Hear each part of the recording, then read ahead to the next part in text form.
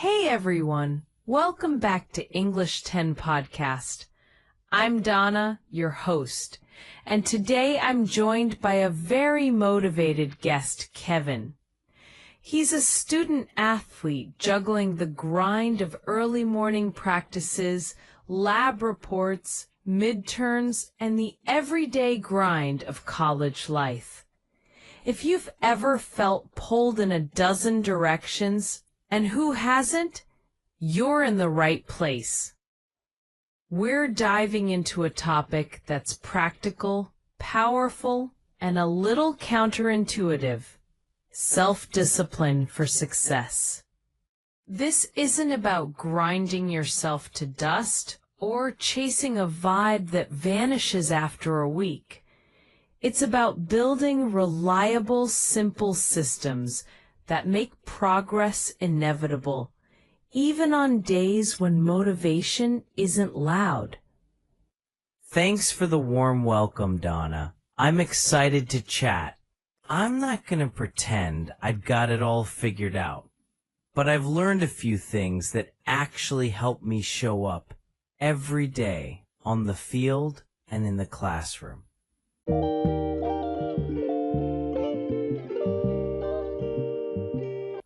That's exactly what we want to unpack.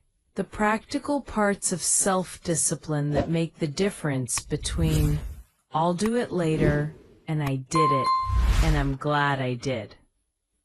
So to kick things off, what does self-discipline mean to you as a student athlete? For me, self-discipline isn't about punishing yourself. It's about making the choices that line up with where you want to be in the long run. Some days, that means pushing through a tough practice after a long night of studying. And other days, it means saying no to distractions so you can focus on rehab, film, or homework. I love that distinction: discipline as a practical ally, not a drill sergeant. Let's shift from motivation to system.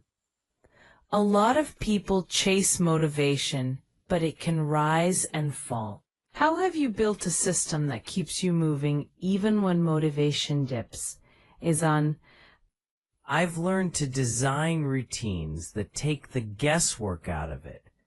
When you know what to do and when to do it, your brain stops deciding in the moment. It's like building a playbook for life. My system has 4 pieces: clear goals, environment design, time management, and accountability. Great outline. Let's dive into each piece with some real talk and practical steps you've used. Understanding self-discipline.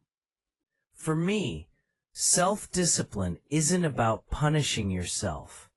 It's about making the choices that line up with where you want to be in the long run. Some days, that means pushing through a tough practice after a long night of studying.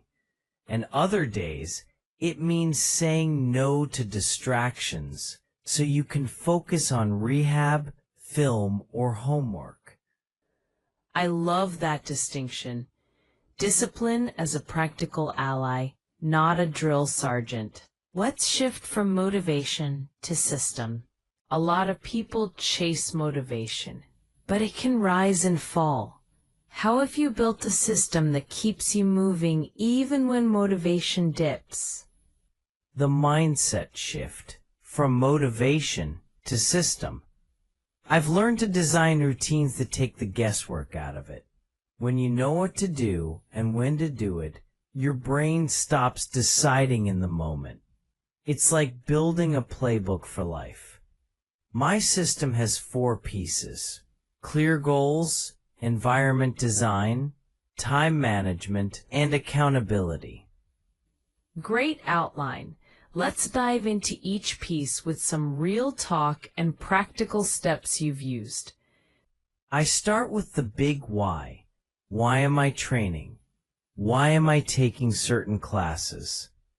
Then I break it into milestones, monthly targets for grades, practice hours, and recovery days. Each day I ask, what is the 1 or 2 tasks I absolutely must finish today? I review these every evening, so I wake up with a plan. One clear goal with bite-sized daily actions. Sounds doable. Environment design. Make the right path the easy path. My study spot is minimized for distraction. Phone in another room. Water bottle ready. Laptop with blockers for social media during study blocks. It's not about willpower. It's about reducing friction to the right actions. And small cues help. Any personal rituals that trigger your focus? I pair a cue with a task, coffee and a quick warm-up before study, or a 5-minute stretch and then notes review. It doesn't sound fancy, but it signals the brain to stay in work mode. Time management that serves your priorities. Time is precious, especially with practice schedules. How do you manage it so you don't burn out? I use focused blocks. Most weeks 25 minutes on, 5 minutes off. Like a mini interval for study. I tackle the hardest task when I'm freshest, usually in the morning for me. And I protect key blocks by learning to say no to tasks that don't move me forward. Accountability and support. Accountability can be the difference maker. How do you keep yourself honest? I team up with a study buddy or coach who checks in weekly. We share progress, celebrate wins, and adjust plans when things change. I track small wins on a visible board so I can see momentum. Daily practices that build discipline. Let's make this practical for listeners. What tiny daily habits do you rely on? A few simple ones. Start with a 10-minute brain dump to clear the mind each morning. Do one win every day, one meaningful action completed. Use a 2-minute rule. If it takes 2 minutes or less, do it now. Keep a short wind-down routine to reset for the next day. End with a brief plan for tomorrow, so you're not staring at a blank page. Overcoming obstacles. We all hit walls. What have you faced, and what helps you bounce back? Procrastination hits hardest when I'm unsure about the first step. I break tasks into micro steps and start with something tiny. Burnout happens when I try to do too much at once, so I pace myself, sleep enough, and stay active to stay balanced. Distractions are loud, so I set focus windows and let teammates know when I'm in the zone. In self-doubt, I reframe it. What small step can I take to move forward? Measuring progress without burnout.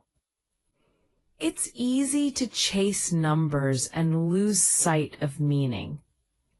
How do you measure progress in a healthy way? I track both outcomes and the processes that lead to them. I set process-focused KPIs, like complete 3 focus blocks per week, not just final results. I also schedule regular reviews with a buddy to adjust strategies and celebrate small wins. A friendly studio moment, aligning values and actions. Let's pause a moment. How do your personal values connect to your daily discipline? If I value growth, I build time for practice, study, and reflection. If I value reliability, I design a system that's resilient to busy days. When actions match values, discipline feels like a compass rather than a cage. Real-life examples. Any quick stories from your experience as a student athlete? Sure, exam prep. A study schedule with social media blocked during blocks, plus 15-minute daily review keeps me on track without burning out. Major project. Weekly milestones. Short daily stand-ups with a teammate and a visible progress board. Outreach-focused freelancer life. Daily habit of portfolio updates and outreach keeps momentum steady. Why self-discipline feels like freedom. It can sound paradoxical, but many people discover discipline frees time and energy for what matters most. Exactly. A good system reduces decision fatigue and frees mental energy for growth, creativity, and long-term thinking. Key takeaways. Quick recap for listeners. Self-discipline is aligning daily actions with long-term goals. Build a practical system. Goals, planning, environment, time, accountability. Small, consistent steps beat bursts of willpower. Track progress, celebrate wins, adjust to avoid burnout.